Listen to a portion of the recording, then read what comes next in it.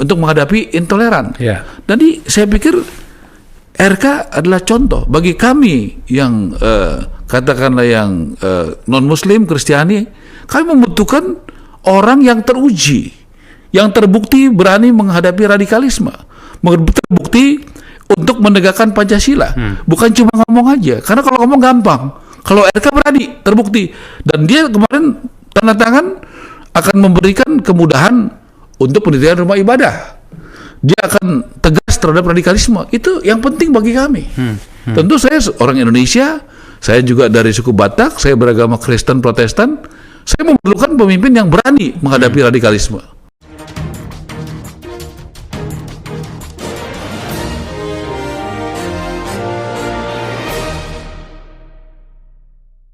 Selamat siang para netizen dimanapun kita berada, salam inspirasi bagi kita semua ya. Anies Baswedan balas telak ya kepada Marwar Sirait ini ya, soal bagaimana dukungannya kalau mendukung Pramono Rano Karno, suara Pramono Rano Karno akan anjlok ya, akan semakin pendukungnya mereka kabur, kabarnya begitu kan. Tapi menurut saya pribadi, apa yang diungkapkan oleh Marwar ini kalau masih stigmanya membangun narasi-narasi radikalisme dan sebagainya, saya kira ini gimana begitu? Justru ini blunder loh begitu kan. Apa artinya? Artinya logika-logika Marwar Sirait ini tidak masuk akal. Padahal kita tahu FPI Habib Rizik di situ sudah satu kolam dengan Jokowi mendukung Ridwan Kamil Suswono. Ini gimana begitu kan? Ya. Bukankah dulu Marwar Sirait ya sudah berseleweran, yang bahkan ya yang dituduh selama ini radikalisme dan sebagainya adalah FPI dan sebagainya begitu kan, 212 dan sebagainya. Bukankah itu yang dituduh sejak dulu? Dan sekarang gimana logikanya? Secara tidak langsung ya, untuk melihat dukungan Pramono Rano Karno, Anies Baswedan mendukung Pramono Rano Karno, justru ini mempersatukan. Bagaimana 2017?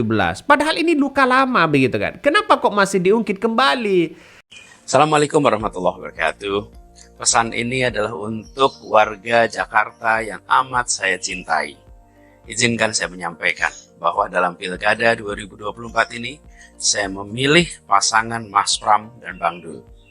Saya kenal Mas Pram sudah lama sekali, sejak awal 1990-an.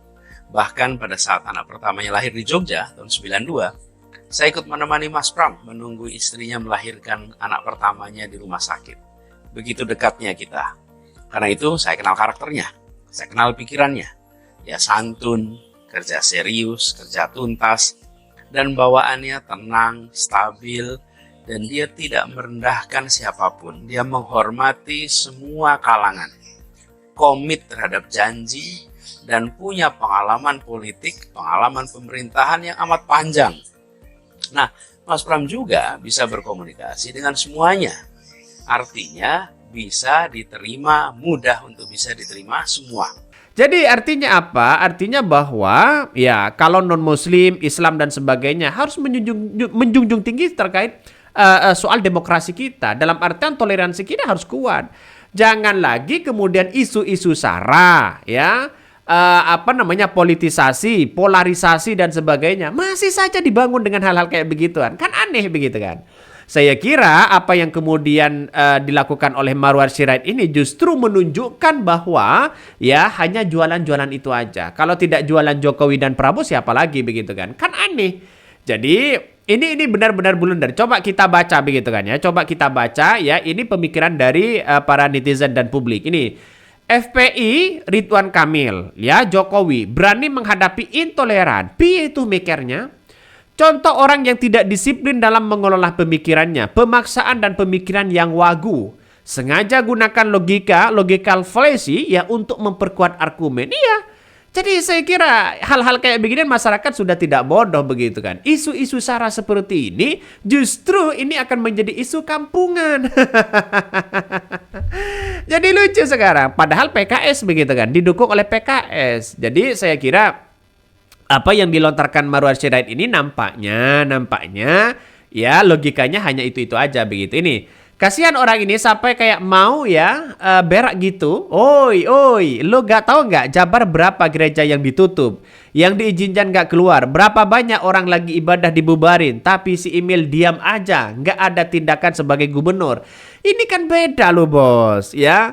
Antara pemikiran Anies Baswedan dan Ridwan Kamil ini kan berbeda jauh begitu kan ya. Artinya apa? Artinya secara tidak langsung bahwa bagaimana sosok Anies Baswedan ketika memimpin DKI Jakarta, bagaimana soal-soal rumah ibadah yang dibangun oleh Anies Baswedan, dan ini akan dilanjutkan oleh Pramono Rano Karno. Kalau toh pada hakikatnya luka lama tahun 2017 lalu kemudian diungkit hari ini soal isu-isu SARA, soal politisasi agama, soal politik identitas, soal polarisasi, ini kan sudah tidak zaman. Artinya apa? Artinya yang lama, biarkan yang lama begitu. Dan sekarang kita menatap demokrasi yang baik ya. Demokrasi modern mengajarkan bahwa bagaimana gagasan dan argumentasi yang baik kepada masyarakat, inilah yang harus kita junjung tinggi. Contoh seperti Anies Baswedan, Pramono Rano Karno, mereka tidak punya rekam jejak yang kemudian mereka menghalang-halangi soal masalah ibadah, masalah soal non-muslim dan sebagainya. Tidak ada mereka begitu kan. Ya coba rekam jejak Ridwan Kamil. Bagaimana gereja di Jabar dulu? Ya bagaimana yang dituduh bahwa FPI 212 dianggap sebagai radikalisme dan sebagainya. Ya kurang apa coba. Dan sekarang ya Habib Rizik mendukung Pramono, mendukung Ridwan Kamil Suswono kok begitu kan. Apakah tidak tambah blunder kalau seperti itu? Jadi saya kira begini. Ya oke lah, ayolah kita pemikiran dengan gagasan dan narasi-narasi yang baik. Bukan soal sentimen kayak begini. Isu-isu SARA yang dimainkan udah nggak laku aja. Bubarin aja begitu kan. Artinya apa? Pramono Rano Karno pernah nggak berbicara masalah soal agama, berbicara nggak masalah soal intoleran dan sebagainya? Tidak ada di situ bro. Jadi demokrasi modern ini mementingkan gagasan. Ya pernah nonton nggak live tadi malam Anies Baswedan dengan Pramono Rano Karno? Wah keren begitu. Yang nonton berapa? 145.000. Itu menandakan bahwa ya orang-orang yang punya gagasan itu sangat luar biasa sekali. Ya ngapain kita sana sini begitu kan ya, melihat bahwa orang-orang diberikan isu-isu seperti itu. Coba kita baca ini. Breaking news ini dari Lambe Waras. Akibat isu SARA yang diangkat Marwar Sirait, pasangan Ridho semakin sulit dipilih warga Jakarta. Potensi kekalahan sudah nampak di depan mata. Betul begitu kan? Isu-isu seperti ini justru menggagalkan Ridwan Kamil Suswono. Ya, yang langgeng ya Pramono Rano Karno lah begitu kan. Ya mengatakan begini. Marwar Sirait mengatakan pemilih non-muslim tinggalkan Pramono Rano Karno karena didukung Anies. Ya bukan seperti itu begitu kan. Bukan seperti itu. Karena apa? Karena apa hubungannya Anies Baswedan dengan non-muslim? Padahal ya ibadah dari non-muslim ya tempat-tempat ibadah yang dibangun oleh Anies Baswedan justru punya rekam jejak yang baik. Jadi tidak ada masalah Anies Baswedan dengan non-muslim. Apalagi Ahok sudah mendukung Pramono Rano Karno. Yang jelas-jelas ya sekarang ini isu-isu SARA sudah kampungan begitu kan ya. Masyarakat sudah tidak begitu percaya lagi dengan isu begitu. Si Ara ini ngangkat isu SARA libatkan agama. Dia tidak sadar menghujat Nabi Muhammad dan warga Jakarta itu pasangan ridha. Ya kita lihat saja, bacalah ini begitu kan ya. Jadi saya kira ini justru blunder Marwar Sirait ini begitu kan. Blunder luar biasa blundernya. Jadi inginnya dengan adanya Marwar Sirait ini datang di kampanye Ridwan Kamil Suswono ingin menaikkan elektabilitas ingin menaikkan Ridwan Kamil Suswono ya secara elektabilitas malah tiba-tiba tetap aja anjlok. Pramono Rano Karno hanya didukung satu orang Anies Baswedan, naiknya luar biasa, dahsyatnya luar biasa begitu kan. Jadi artinya siapa yang dipilih oleh rakyat? Ya tetap Pramono Rano Karno lah begitu kan.